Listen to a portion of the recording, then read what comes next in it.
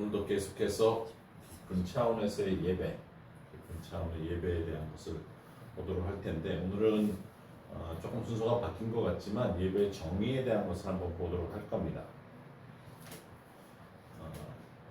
지금 우리가 보고 있는 것은 예배에 대한 부분인데 한 가지 이해해야 되는 것은 우리가 매일매일 삶 속에서 내 안에 계신 성령님과 동행합니다. 또 예수님의 이름으로 하나님을 향해서 기도를 해요. 그런데 예배는 성삼위일체 하나님께서 와 계세요. 세 분이 함께 와 계십니다. 그래서 예배가 왜 중요한가 그러면 사실은 동행은 성령님과 하고 기도는 예수님을 통해서 하고 아버지를 향해서 가지만 예배는 세 분을 하나로 와 계신 분을 향해서 드리는 겁니다. 그걸 이해를 해야 돼요. 예배가 그래서 중요한 겁니다.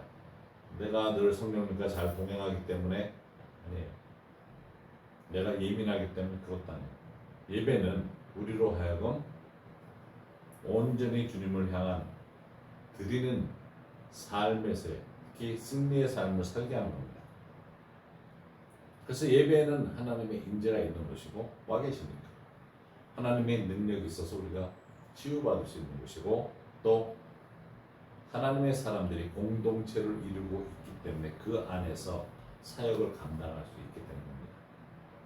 그래서 힘들더라도 우리가 예배당이 있어서 여기서 예배드리니까 여기로 다 몰려오십시오 그런 얘기는 아니지만 본인 속한 교회 가서 예배 드려야 돼요.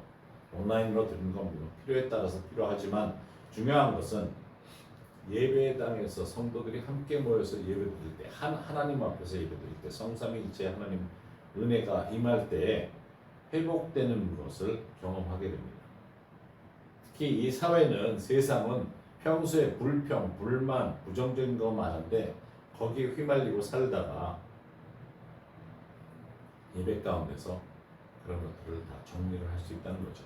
그래서 오늘 예배의 정의를 내리면서 예배는 뭐냐 할 때 예배는 사랑의 표현이라고 이야기합니다. 예배는 사랑의 표현이다. 예배의 정의가 뭐 그런가 생각할 수 있어요. 예배가 사랑이다 그러면 이해가 되는데 사랑하고 표현까지 있어야 되나? 세상 사람들한테 길에서 예배가 뭐냐고 물어봤을 때 세상 사람들이 생각하는 또 다른 종교적인 의식을 하는 사람들은 신을 존중하는 행사다. 무언가 믿는 것을 향한 행동이다.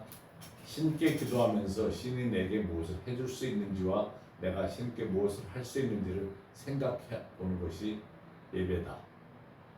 또 내가 믿는 것에 대해 집중하는 것이다. 신을 믿는 것 자체이다. 신께 기도하는 것이다. 믿음 가운데 기도하며 선한 일, 선한 생각, 선한 행동을 하는 것이다. 매일매일의 삶 가운데서 선한 일을 하는 것이고 식당 아줌마에게 잘해주거나 친절을 베푸는 행위다. 이게 다 예배라고. 그리고 있는 모든 것을 신께 드리는 것이 예배다. 예수 믿지 않는 사람들한테 그러는 거예요. 그런데 그럴듯하죠. 뭐 틀린 얘기가 하나도 없어요. 그러면 우리에게 믿는 사람들에게는 예배란 무언가? 예배는 사랑과 표현입니다. 성경대로 하면 우리는 예배를 위해서 창조됐어요. 분명히 그렇게 있는 것은 아는데 그럼 예배가 무엇입니까? 하고 질문을 하면 믿지 않는 사람들만큼 다른 의견이 나올 거예요. 예배가 뭐냐 하면 그때 각자가 답하는 것이 다 다른 이유가 각자의 영적 성숙도도 다르고 또 필요가 다르다 보니까 예배에 오는 이유가 하나님을 만나러 오는 사람들도 있지만 필요가 있으니까 예배드리러 오는 사람들도 있고 어떤 사람들은 영적 예민함을 위해서 어떤 사람들은 필요가 있어서 어떤 사람들은 말씀이 갈급해서 그러면서 믿음이 자라는 것을 생각하게 되는 거죠. 예민함도 증가하고 그런데 재밌는 것은 제가 요즘 그 말씀 가지고 묵상을 많이 하는데 믿음의 분량이란 말이 도대체 무슨 말인가. 동시에 겨자씨 만한 믿음이 있으면 저 나무더러 바다에 던져라 그러면 들어가 박힌다는 건데, 아니 겨자씨만한 믿음이 그 정도 능력이 있으면 믿음의 분량의 차이가 얼마나 커지는 건가 하는 생각을 하게 돼요. 그러면 나는 어느 정도 믿음을 가지고 살지? 수박씨만한가? 호박씨만한가? 완두콩? 땅콩? 믿음의 크기. 겨자씨가 실제 크기는 깨 4분의 1만 하거든요. 그러면 내 믿음은 지금 어느 정도 겨자씨보다 크면 분량이 어느 정도 커 있나? 제일 큰 거 저기 브라질 넛 같은 거 이렇게 큼지막한 거 그만한가? 호두만한가? 생각해볼 만해요. 그러면 믿음은 사실 믿음하고 관계되는 것은 예배예요. 많은 사람들이 필요를 가지고 예배를 드리는 것, 아니면 내가 뭔가 영적이다 생각을 하기 때문에 예배를 안 드리는 것, 이런 거 다 생각을 해볼 필요가 있는데, 한국의 팬데믹 때문에 온라인 예배가 드려지면서 한 가지 깨진 게 있어요. 그 교회 컨셉이 깨진 게 성수주의라는 게 깨졌어요. 왜냐면 온라인에 예배가 그냥 녹화된 것들이 많다 보니까 아무 때나 예배 드릴 수 있거든요. 그러다 보니까 꼭 주일날만 예배 드린다는 개념이, 사실은 우리는 매일 예배 드릴 수 있어야 되는 건데 주일날 내 교회에서 예배 드려야 된다는 개념이 깨졌어요. 그리고 교회당이라는 성전 개념이 깨졌어요. 그래서 꼭 교회 모이지 않아도 예배 드릴 수 있네. 그러니까 실제로 교회가 성도들이 한 60%밖에는 회복이 안 됐다는 얘기를 해요. 숫자가. 근데 실제로 제가 전에 그 씨 뿌리는 자의 비유에 대해서 설교를 하면서도 교회의 4분의 1은 예수님을 모르는 가운데 교회 문화에 들어오기 위해서 들어와 있는 사람이라고 했죠. 예수 믿지 않는 사람이 4분의 1이에요. 교회 안에서. 그런데 4분의 3도 자라서 열매를 맺는 사람은 그 중에 4분의 1밖에 안 돼요. 그러면 실제 교회 생활 말고 신앙 생활을 하는 사람들이 그렇게 많지 않은 것일 수 있어요. 근데 이게 어떤 면에서는 예배를 집에서 드리다 보니까 그냥 자연스럽게 가정교회가 됐어요. 많은 집이 그렇게 하고 있다 보니까. 근데 그게 원래 초대교회 모습이에요. 목사 중심의 교회 건물 중심의 교회가 아니고 가정 중심의 교회가 된 거죠. 많은 교회가. 특히 이제 중국 같은 경우에는 가정교회로 돌아갔죠. 가정교회에서 시작돼서 교회가 커지면서 신학교 나온 목사 중심 체제로 가다가 교회가 다 깨지면서 다시 가정교회로 돌아갔죠. 시애틀에는 그 희한하게 외국 사람들이 많이 와 살아요. 그래서 이민자들이 많은 곳인데, 만약에 지금 올림픽을 시애틀에서 한다 그러면 각 집에 있는 국기 가지고 나오면 전 세계 국기가 다 있대요. 시애틀에만 유일하게. 그 정도로 이민자들이 많이 들어와 사는데, 그 중에 흐몽족이라는 나라 없는 민족이 들어와 있어요. 꽤 많아요. 그런데 그 사람들은 이제 월남전 당시에 기독교인이다 보니까 이 사람들이 미국을 지원을 했어요. 그래서 스파이 역할을 많이 해줬는데, 이 사람들이 지금도 많이 사는데 그 베트남 북쪽 산악 지역에서 라오스까지 이렇게 많이 퍼져 사는데 크리스찬들이에요. 근데 이분들이 성경이 없었는데 성경이 번역돼가지고 저희가 영어 캠프 하러 베트남 갔을 때 처음으로 성경을 들고 들어가서 전달해줬던 기억이 나는데, 이분들은 금요일날 저녁에 교회에 다 모여요. 그리고 토요일날 하루 종일 교회에서 같이 생활하고 성경 공부하고 아이들도 프로그램하고 언어도 가르치고 자기네 언어 문화 계속, 그러고 주일날 오후 예배까지 드리고 집에 가요. 그래서 이틀을 교회 생활을 같이 해요. 교회에서 다 자고. 놀랍죠?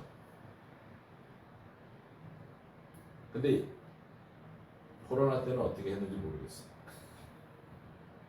그렇게 신앙생활을 하다가 다 뿔뿔이 헤어져서 집에서 인터넷으로 한다 하는 게 참 쉽지는 않을 거다 생각이 들어요.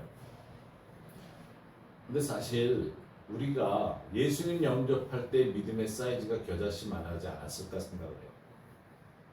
왜냐하면 예수님 영접하고 얼마 안 된 사람들이 귀신 잘 쫓아요. 두려워하질 않아. 진짜 믿음으로 뭐 선포하고 그러면 일이 잘 돼. 그래서 그 사람들이 나무 뿌리 같은 거 그냥 던져져라 그러면 던져질 것 같은 그런 믿음으로 살아요. 그게 예수님 영접했던 사이즈의 믿음이 아닌가. 그러면 자라야 되는 거죠. 믿음이 자라려면 우리 신앙생활 중에 순종이 따라와야 믿음을 자라게 할 수 있어요.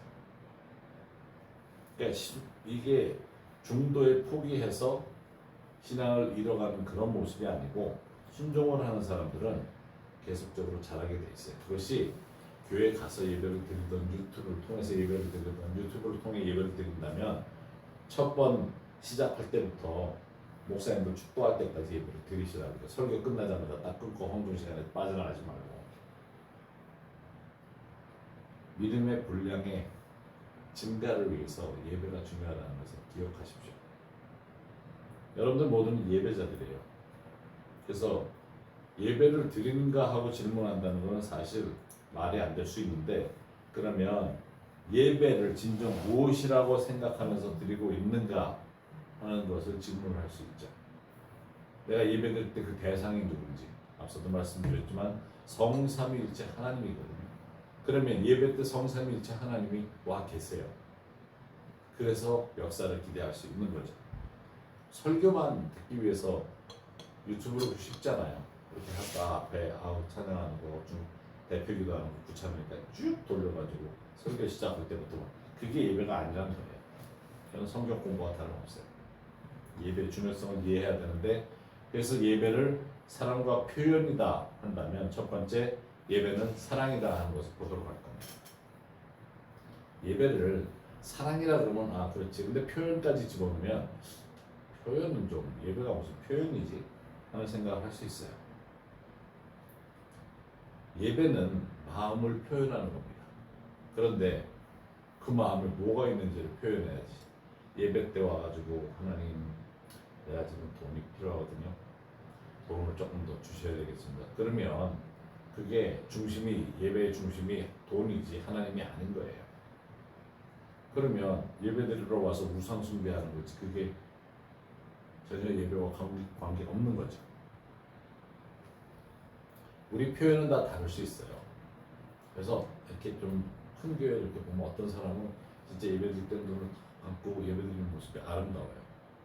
저 사람은 어떻게 저렇게 예배를 드릴 수 있지? 또 음악에 이렇게 흥겹게 또 따라서 잘하는 사람들도 있고 근데 왜 나는 그렇게 못할까? 생각을 할 수 있는데 사실은 나만의 예배를 찾아야 합니다. 나만의 방법의 예배를 찾아갈 수 있어야 돼요. 다 다를 수가 있어요. 예배의 형태가 다 다를 수 있고 그래서 마음의 상태를 글로 잘 표현하는 사람들은 시적으로 표현하는 사람들이 매번 예배 홀로 드릴 때 시를 적을 수가 있어요. 아름다운 시를 적어서 표현할 수 있고 그거를 읽으면서 하나님 앞에 예배를 나갈 수가 있어요. 첫 번째 예배는 사랑이다 그랬는데 신명기 11장에 내용을 보도록 하십시다. 우리 1절 말씀 함께 읽어봅시다. 그런즉 내 하나님 여호와를 사랑하여 그가 주신 책무와 법도와 규례와 명령을 항상 지키라. 명령이에요. 그렇죠? 내 하나님 여호와를 사랑하라 그래요. 사랑하면서 다른 걸 따라하라고. 13절에 내가 오늘 너에게 명하는 내 명령을 너희가 만일 청종하고 너희의 하나님 여호와를 사랑하여 마음을 다하고 뜻을 다하여 섬기면 여기서 마음은 영이고 뜻은 soul, 혼을 얘기합니다. 의지를 얘기해요. 22절 말씀도 같이 읽읍시다. 너희가 만일 내가 너에게 명하는 이 모든 명령을 잘 지켜 행하여 너희의 하나님 여호와를 사랑하고 그의 모든 도를 행하여 그에게 의지하며 하는 말씀을 합니다. 이게 11장에 얼핏 보면 율법을 주면서 그 내용을 이야기하는 것 같은데 사랑에 전제하고 있죠. 하나님을 존중해야 된다는 걸 다 압니다. 그런데 그 존중한다는 의미는 하나님을 사랑한다는 의미가 들어있어요.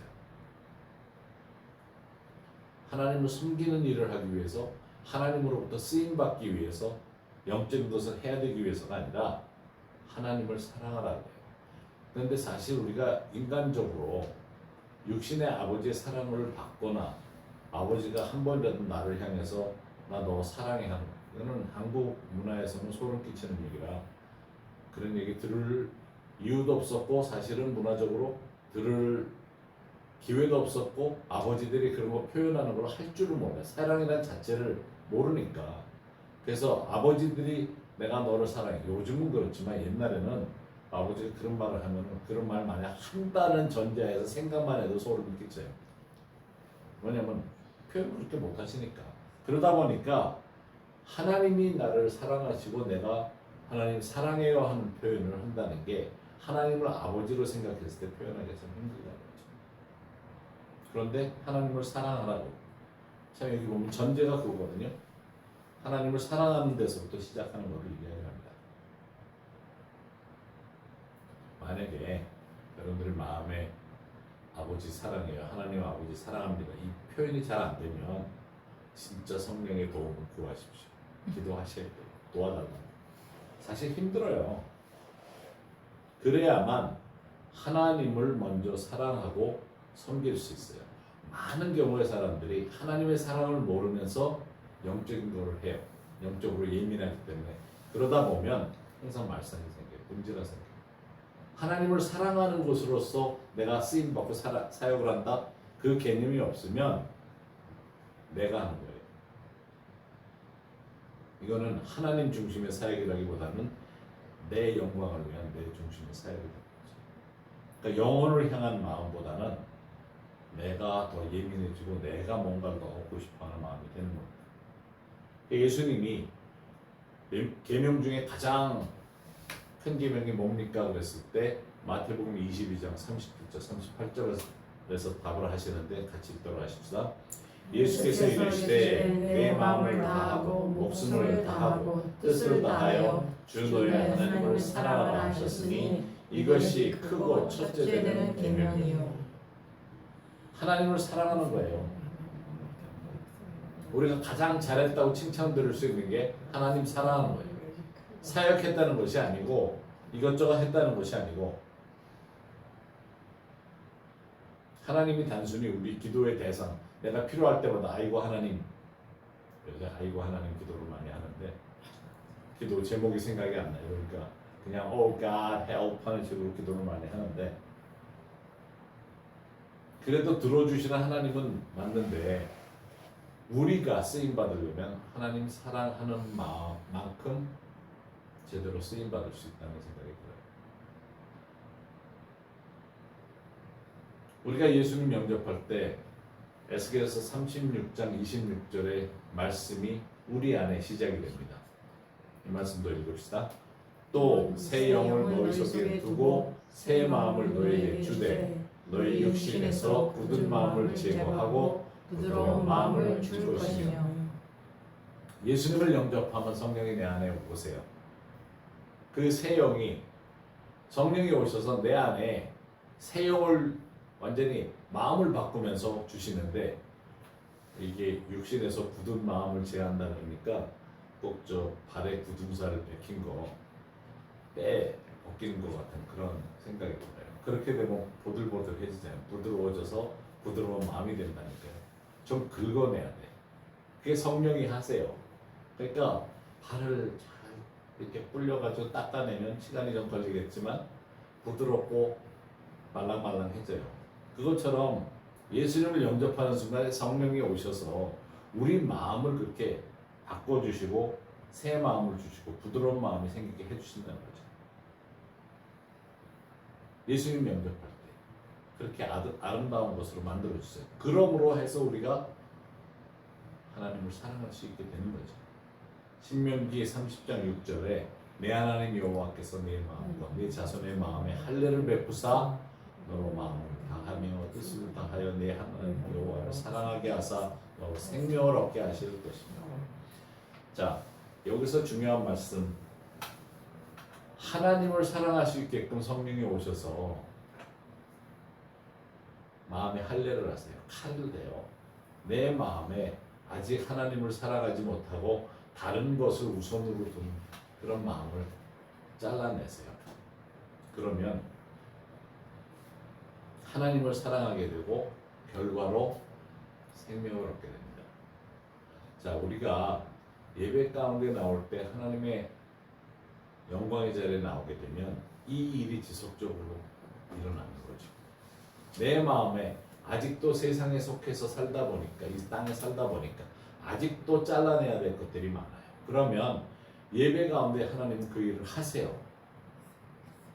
뭔가 이렇게 엄숙한 하나님의 영광의 자리에 들어가면, 영광은 무게라는 단어도 있는데 그 임재로 인해서 주님 앞에 그냥 마음을 열어놓을 수밖에 없어요. 그러면 잘라내세요. 그 결과가 하나님 아버지를 더 사랑하게 되는 거죠. 그래서 예배가 중요해요. 물론 내가 기도하면서 됩니다 그럴지 모르지만 기도할 때 하나님의 영광이 임하는 적은 거의 없어요. 예배 때 하나님의 영광이 임했습니다. 기도는 내가 필요해서 주님께 부르짖는 거지, 이 차이를 이해할 필요가 있어요. 예배 때는 하나님의 영광이, 성삼일째 하나님이 오세요. 나 혼자 기도할 때는 아니에요. 성령님 앞에서 내가 씨름하는 시간에는 그러는 건 아니에요. 천사가 와서 돌지는 모르죠. 이 차이가 있어요. 그래서 예배가 중요해요. 많은 사람들이 내가 하나님으로부터 쓰임받을 때 실수하는 것 중에 하나가, 내가 쓰임받기 때문에 나는 말씀을 더 알아야 되겠고 기도를 더 많이 해야 되겠고 뭔가를 더 해야 된다 생각을 하지만 그 결과가 하나님을 사랑하는 쪽으로 가지 못하면 내 사역이야. 하나님 보셨죠? 나 잘하고 있죠? 누가 그거 하랬어? 이렇게 돼요. 하나님 사랑을 안 하니까. 그래서 하나님을 사랑하게 되는 게 먼저 예배를 통해서 이루어지면 살아날 수 있는 생명을 얻게 되는 거예요. 그래서 예배 가운데 우리가 회복된다는 말은 아니에요. 기도 가운데 회복된다는 말은 아니에요. 예배 가운데 회복이 됩니다. 그래서 우리가 예수님을 영접하는 순간부터 하나님은 내게 굳은 살 베낀 때도 베껴주신과 동시에 잘라내야 될 것은 손톱 자르듯이 깨끗하게 잘라내요. 그러면 하나님을 더 사랑할 수 있는 자리로 가게 되고 예배 가운데서 그럴 때 생명을 얻게 된다는 것을 기억해야 됩니다. 물론 어떤 사람들 예배 드릴 때 보면 나보다 더 깊이 들어가서 예배에 동참하는 것 같아요.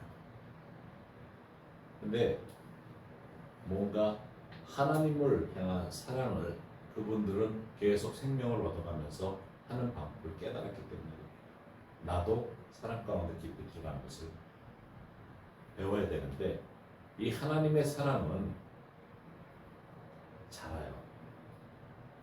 하나님의 사랑은 씨가 자랐듯이 자랍니다. 아기가 처음 태어났을 때 얼마나 이뻐요.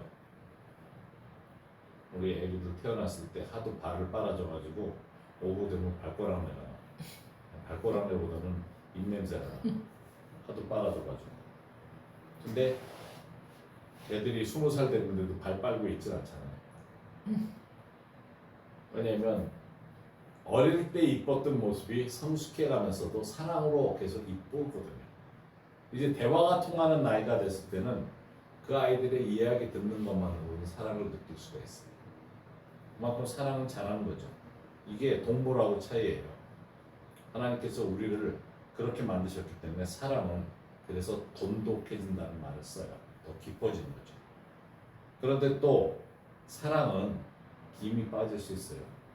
뺑뺑하게 공에 바람이 들어오는 것처럼 사랑이 풍성하다가 이게 어디에 구멍이라든지 가시에 찔리면 바람이 서서히 새나가요. 에베소서 6장에 너무 잘 표현하고 있는 게 전신갑주를 이야기를 하면서 우리를 향한 불화살은 계속 날라와요. 근데 그 사랑의 마음에 푹 찔리면 거기서부터 바람이 새요.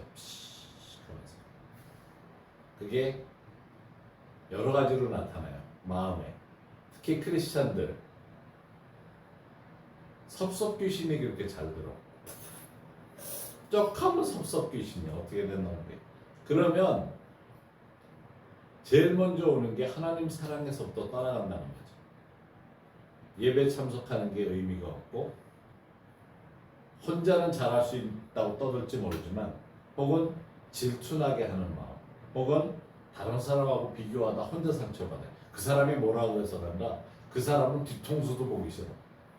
뒷꼭대기도 보기 싫어. 그러다 보니까 혼자 상처받고 혼자 이 사랑에 뺑뺑했던 바람이 빠지면서 공이 서서히 쭈그러드는 거죠. 내 마음을 자극하는 것이 사탄이에요. 귀신이에요. 그걸 알아야 돼요. 이 섭섭 귀신이 들리지 마시라. 예수 믿는 사람은 귀신이 들리진 않는데 이놈의 섭섭 귀신 때문에 아니 목사님이 내 기도 내가 인사했는데 받아주지 않았다. 뒤통수에 대고서 인사를 하는데 어떻게 받냐고. 목사님들이 제일 많이 얘기하는 것 중에 하나가 우리 교인 중에 섭섭 귀신 들리는 사람들은 대부분이 자기 뒤통수에도 대고서 인사를 했는데 안 받았다거나 언제 와서인지 내가 어떻게 하냐고 앞에 와서 해야지. 특히 이제 교회 큰 목사님들이 그런 얘기를 하시는데 사랑의 화살을 맞아야지 이 질투의 화인이 되는 화살을 맞으면 내 마음에 서서히 쓸데없는 것이 자리 잡게 되면서 하나님 사랑 대신에 세상 것으로 채우려고 하는 그런 마음을 가지게 됩니다. 그러면 예배를 드릴 수가 없어요. 예배 드리는데 문제 있는 분들 한번 생각해보세요. 지금 하나님 사랑하고 있는지, 아니면 그것이 우상으로 바뀌었는지, 아니면 나의 예배 순간이 옛날에는 예배 드릴 때마다 좋았고 사랑이 풍성했고 하나님의 영광이 있었는데 지금은 예배 제대로 못 드리겠다, 힘들다, 그러면 마음에 하나님 사랑하는 사랑이 아직 뺑뺑한지 생각해 볼 필요가 있어요. 그래서 하나님의 첫 번째가 사랑이라는 것을 이제 생각을 하셔야 됩니다. 두 번째는 예배는 사랑의 표현입니다. 사랑은 반드시 표현해야 돼요. 표현할 줄 알아야 됩니다. 제 애들이 어렸을 때 우리 유럽을 가든지 어디를 가면 우리 한국에서 오신 분들이 특히 목사님들이 사모님들 가방을 대신 어깨에다 메고 다녀요. 근데 이 여자 가방을 남자가 어깨에다가 메주는 것을 보면 진짜 이상할 수밖에 없어요. 아니 이상하지. 여자 가방을 남자가 그것도 이렇게 같이 들어주는 것도 손에 들고 있는 것도 이상한데 어깨까지 이렇게 여자 가방을 메고 있으면 까만 핸드백 반짝거리는 거를 어깨에다 이렇게 메면 겨드랑이에 와 차잖아. 이게 뭐 길지도 않은. 그걸 또 꼭 어깨에 메더라고. 근데 그 둘이 같이 이렇게 걸어다니는 거 보면 너무 이상해 진짜. 봐도. 그래서 우리 애들이 그게 제일 눈에 띄었나 봐요. 어떻게 뭐 한국에서 오시는 분들은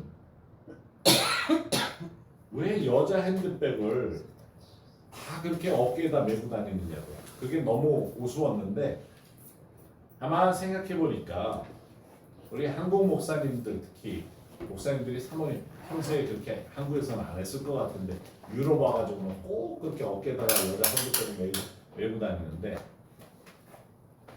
그게 사랑의 표현인 것 같아요. 그래서 제가 그때 그런 얘기도 한번 했었는데 저 사모님들한테 다음부터는 남자 가방을 준비해주라. 거기다 다 넣어가지고 가져오라. 그래야 남자들이 어깨에 메고 다니는 건 좀 이상해 보이니까 아예 백팩을 메고 다니든지. 사랑의 표현인 거는 표현해 주는 거죠. 근데 예배에 하나님을 향한 표현을 해야 되는 것들이 사실은 맞습니다. 제가 왜 지금 그 이야기를 하냐면 사실 교회 문화가 상당히 여성적이에요. 성도들이 많다 보니까. 그러니까 여자 모습의 아름다운 예배를 많이 드려. 성가대도 아름답게 찬양하고. 그런데 씩씩한 남자들의 모습이 예배 가운데 없어요. 그래서 한국 교회에 남자들이 오기 좀 힘들 수도 있어. 문화가 그래. 그러니까 남자들이 교회 오는 게 꼭 여자 핸드백을 메고 다니는 것 같아서 남자들이 못 오는 것 같아요. 교회 들어오는 모습이 예배가 너무 아름답고 우아하게 예배드리다 보니까 좀 씩씩한 예배가 좀 필요해. 드럼만 뒤로 치고 예배를 드린다든가 어떤 그런 예배 방법이 달라져야 되지 않나 하는 생각도 들어요. 그런데 창세기 4장의 예배에 대한 사랑의 표현이 처음 나오는 장면이 4장 1절에 있습니다. 아담이 그의 아내 하와와 동침함에 하와가 임신하여 가인을 낳고 이르되 내가 여호와로 말미암아 등남하였다 하니라. 창세기 4장 1절에 나오는 여기 동침하여라는 말은 원어를 보면 to know, 안다는 단어로 되어 있어요. 자, 안다 하는 것은 상대방을 확실히 제대로 알기 위한 방법을 얘기를 하는데 알게 됨으로 인해서 임신하였다는 것을 이야기합니다. 그리고 여기서 보면 그 마음이 우리 전달된다는 말을 많이 해요. 특히 이심전심으로 마음이 전달되는 걸 표현을 많이 합니다.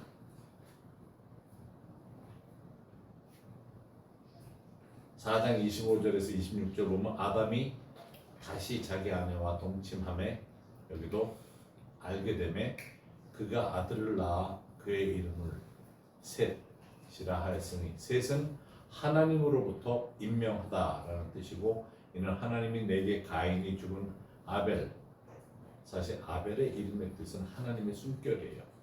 굉장히 귀한 의미죠.